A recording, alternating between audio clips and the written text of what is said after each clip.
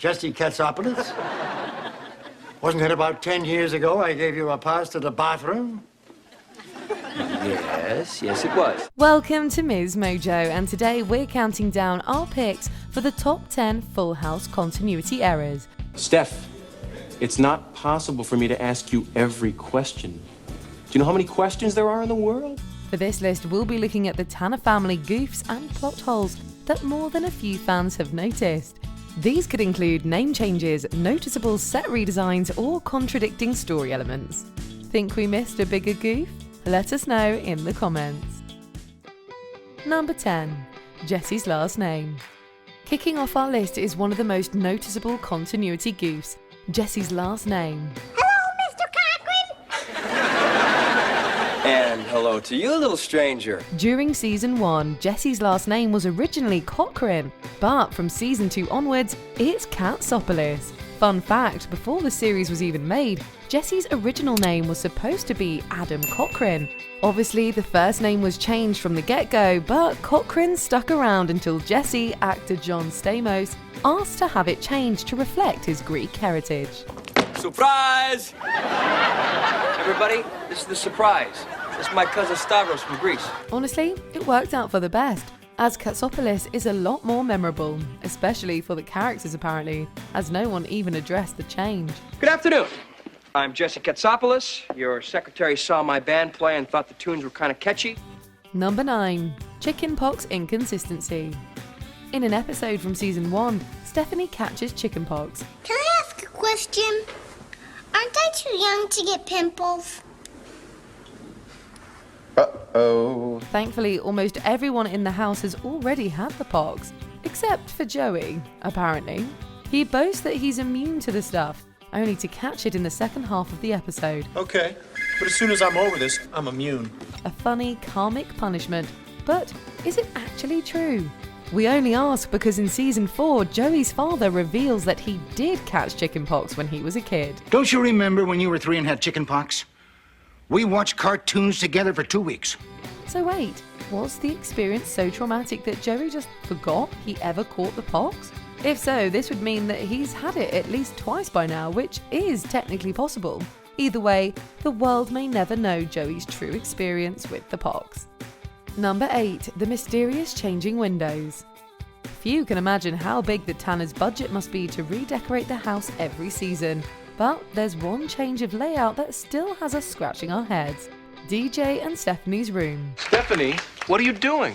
Just hanging around. In the pilot episode, the room's main window was much bigger, and there was a second window right behind Stephanie's bed. Yet in future episodes, the second window disappears, and the large window becomes a 3-pane bay window. I'm too dumb to have toys. I don't deserve pillows or blankets or sheets too. We can overlook how many times the room has been painted and redecorated, but how could they change the windows so dramatically without a major overhaul in the whole house? Seriously, how can the Tanners afford so many renovations? I have other sources of income. I'll go back to my new room and have a garage sale. Number 7. Danny's parents. We can overlook Claire Tanner, Danny's mother, being played by 2 actors since sitcoms are notorious for cast changes. But there's one change we still don't get: her marital status. In the pilot, Danny tells her that she needs to go home to his dad, who we never see in the show. You remember Dad, don't you? Your husband? Kind of balding and glasses and wears his boxer shorts up around his neck. But in season 3, we learn that Claire got divorced. Though this could have easily happened between seasons, later episodes seem to imply that the two split up a long time before. Well, now that I'm divorced and my kids have grown up and I'm retired, my life went from get up and go to why get up? Admittedly, Danny's parents are not that prominent in the show, but you can't help but wonder if the writers simply forgot and wanted it to look like they've always been separated. Look, Rusty, I know how you feel. My parents are divorced too. It hurts that they're not together. Number 6. DJ dated 2 Steves? Undeniably, one of the franchise's best relationships was between DJ and Steve Hale. Or was it Steve Peters? Not that I don't trust you, Steve Areno. But can I see driver's license? For context, Steve previously appeared as a one-off date in season 5, where his last name was Peters. Then later, he became a major supporting character in season 6 with Hale as his last name. Both times played by Scott Weinger. This could mean only two things. Either DJ has been dating two identical Steves, or more likely, they pulled another Jesse Cochran incident and just changed Steve's surname in between seasons. Well, you guys remember Steve? We went out a couple times last year. Frankly, either answer could be correct since Weingers played different Steves in other shows as well. Steve, I'm really impressed. You passed my little test. What test? Well, the one to see if you had what it takes to be my business partner. Number 5. Jesse's a high school dropout?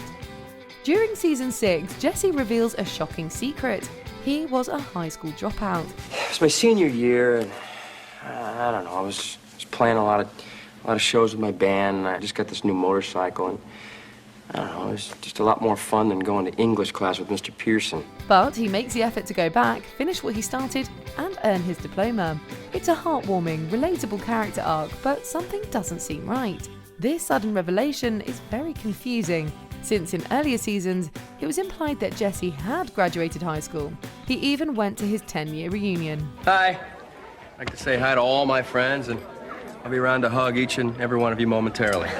So wait, was his graduation all just made up and everyone, even his former classmates at the reunion, fell for it? Or was it just a big continuity fluke for the sake of giving Jesse a relatable character arc? Jesse, you're gonna get in trouble. Graduate tomorrow. What are they gonna do? Expel me? Discuss in the comments what you think. Number 4, the Tanner's address. We've always known the Tanner home address, haven't we? It's explicitly stated by several characters. Rigby, I'm Michelle Tanner. I live in 1882 Gerard Street. And your point is? And yet, more than once, there's been a few instances that say otherwise. The house itself can't seem to remember, as we see the number read 1892 Gerard instead of 82. It's a wonder anyone can find the house when neither it nor the residents can keep its address straight. We kind of got off on the wrong foot. Actually, we didn't really get off on any foot. Do you think we could start over? Number 3, a psycho with a dust mop. Arguably one of Danny's most iconic traits is his obsession with cleanliness, referring to spring cleaning as his personal Christmas and training his whole family in the art of hygienic combat. Good morning, troops. It is now 0700, and it's time to attack the enemy. Grease, grime, slime, sludge. And that's just Joey's room. But few people seem to recall that he wasn't always like this. During season 1, he liked a clean house for sure, but he was nowhere near as obsessed.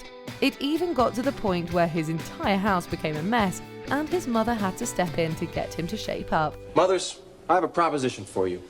You all go shopping for a couple of hours, and if this place isn't clean by the time you get back, you can all move in here and just run our lives forever.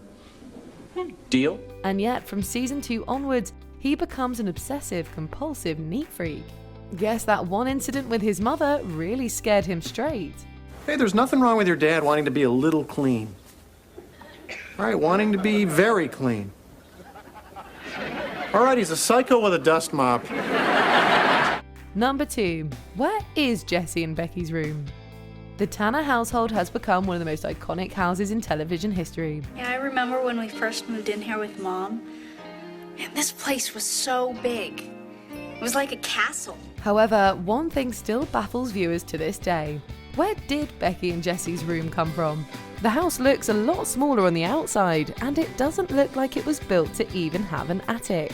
And yet, miraculously, the attic shows up during season 4 and is later converted into a small apartment for Jesse, Becky, and the twins, complete with 1 bedroom and bathroom. Wait a minute, you haven't seen my piece de resistance?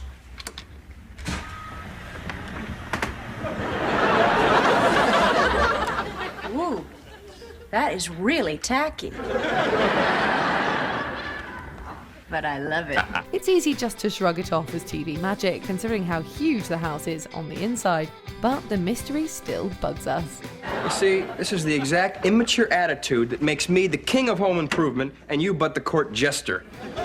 Before Before we continue, be sure to subscribe to our channel and ring the bell to get notified about our latest videos.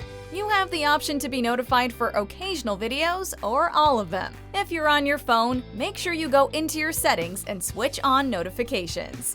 Number 1. Kimmy's inconsistent siblings. Honestly, the Tanners have been more of a family to Kimmy than her actual family, partly because her real family is so confusing. Mom and Dad are coming? I haven't seen them in years. Are they still traveling the world? Yeah, they travel the world looking for lost cities, which is weird because they haven't been able to find San Francisco in 2 decades. Beyond her parents, the show can never properly keep track of her siblings. One episode says that she has 3 sisters who are never seen or mentioned afterward, and a few episodes mention her having an older brother named Garth, who we also never see. I can pierce your ears for you. You can? My brother Garth works at the Piercing Palace. I can have him bring home the gun. Then, in Fuller House, we meet her younger brother Jimmy, who was never even mentioned in the original series. It's probably best that we never met the rest of Kimmy's family, since the inconsistent amount of Gibbler siblings is too frustrating to figure out. They don't know about my business. They've never met Ramona. And what's really gonna blow their minds? They've never seen me with straightened hair. Do you agree with our picks? Check out this other recent clip from MsMojo. And be sure to subscribe and ring the bell to be notified about our latest videos.